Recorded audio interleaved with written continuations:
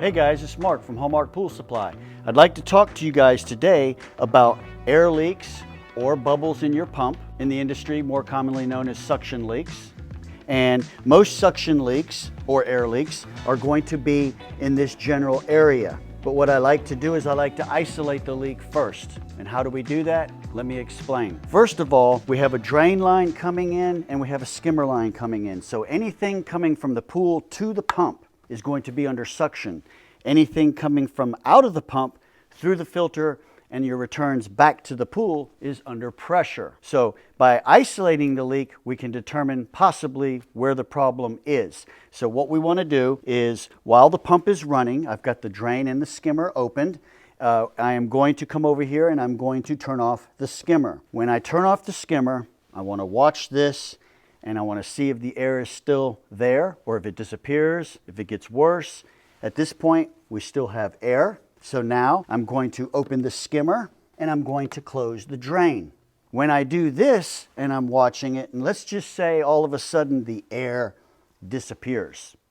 If the air disappears, then that tells us something. That tells us that we must have a fracture or a break in the drain line from the valve back to the pool. Because if it was up here, we would still be sucking air. So this is just process of elimination. By having it run airtight on the skimmer, but pulling air off the drain, that tells us. And as soon as I open the drain, now we start getting air again. Now, let's just suppose that we're running it, we have air. I closed the drain, running it off the skimmer, we still have air. I open the drain, I close the skimmer, we still have air. Then that tells me more than likely the leak is going to be pertaining from the valves up to the pump. It's very doubtful that we're going to have a fracture or a break in the drain line and the skimmer line at the same time. So what we want to do, and this is very important, we want to have somebody by the switch on the pump. And while this pump is running and we're pulling air, we want to get down and we want to look very closely at our plugs here. We want to look at the fitting, where the fitting goes into the pump. We want to look at the lid around the top. We want to look at any joints in the plumbing. We want to look at our valves. And what's going to happen is, while it's running, you tell somebody to turn off the pump, and at the same time you are looking. And you're going to have to do this several times because we're going to be looking at different areas. And what we're looking for is, as soon as the pump is turned off, if you see any water coming out or spraying out from anywhere on the pump or in a joint or in a valve, then you've just found your leak. And what I like to do is I like to get a paper towel, wipe, then have somebody turn off the pump and look, and you will see when they turn it off if there's water leaking. If there's water leaking or coming out or spraying out after you turn the pump off, then it's definitely pulling air when it's running. Now, this is very important. You cannot do this by yourself, turn off the switch and come over here and get down and look at it, because by then it will be too late. When we are testing for a leak and someone turns the switch off, we have to literally be right on it. We've only got about a 1 to 2 second window to see the water coming out. It's instant. So as soon as we see something, then we know what we're looking at. So you have to have somebody turn it off so that you can see it, because it's only going to happen in an instant. We want to make sure we dry the area. If you think you see something, and then just get very close and look at these areas. And it doesn't matter what kind of pump you have. All pumps have plugs, they have housings, they have lids, gaskets, O-rings, they have plumbing going into them. So all of that's going to be pretty much the same. But what we're doing is we're trying to look to see if we see something. For an example, if we turn it off and we see some water coming out of the pump here off the lid, then that tells me that's something I want to check. So we turn the pump off, we open up the pump. We want to examine the lid, make sure that it's not cracked. We want to make sure that there's no debris in here. We want to make sure that the gasket is good, that it's clean, that it's not damaged, it's not pinched, there's no trash in it. And if you do see anything like this, then it might be where you have a leak and it's not sealing properly, therefore that's why you're pulling air. So we want to check all these things, make sure that we're good. If we check everything and everything looks good, then we can put it back on and we can test it again. And once it's on and it's running, then we can make sure that we are not leaking. And here again, you would run the pump and then wipe this down, make sure this is good and dry, and then turn it off. And if you see anything coming out, the moment the pump is turned off, then you'll see it.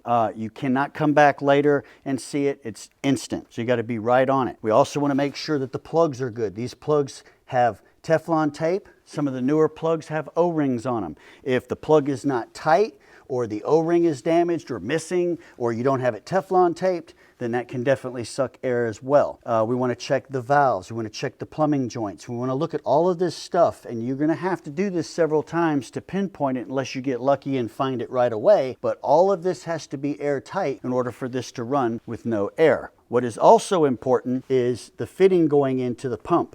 The fitting going into the pump, you might be able to wiggle or wobble it a little bit. You're not going to be able to move it too much because it's still attached to the plumbing, but we want to make sure that this is good, because if we see any water coming out of this the moment we turn the pump off, then we know we have a problem here. And so what we want to do is, this is a male that's screwed into the pump.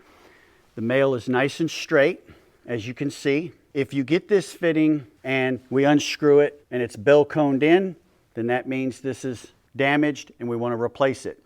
Do not make the mistake of taping this and putting it back in. It will work temporarily, but eventually you will have that problem again. The best result is to replace this so that it's going to be a new fitting and it's nice and tight. And when we go to put it in, it doesn't matter what kind of pump you have. There's lots of different pumps, but most pumps have a stop. And what we want to do after we cut the bad fitting out is we want to take and Teflon this, hold the fitting in the left hand, go around it clockwise about 6 to 8 times, and then we want to screw this in, and you will have to get a pair of channel locks and put it in so it's nice and tight. You can also feel in here when it hits the stop. You don't want to go too tight, because if you go too tight, you might crack the housing, and then we've got a problem. So we want to make sure this is good and tight. When these fittings wobble or they get loose, they suck air.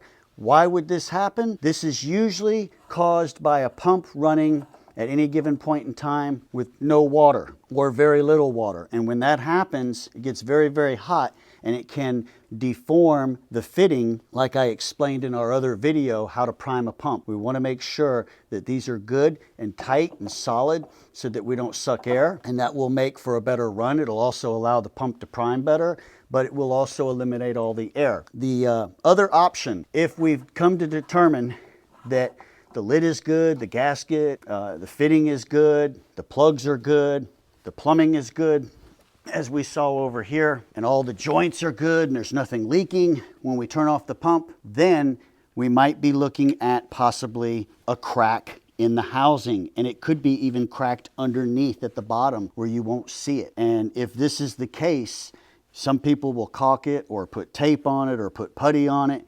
That is a temporary fix. It's like a Band-Aid. It will get the pump running, but the best way to fix it, and the only way to fix it, is replace the housing. If the pump itself is old and on its last leg, then it may pan out, instead of replacing the housing, to go ahead and replace the whole pump.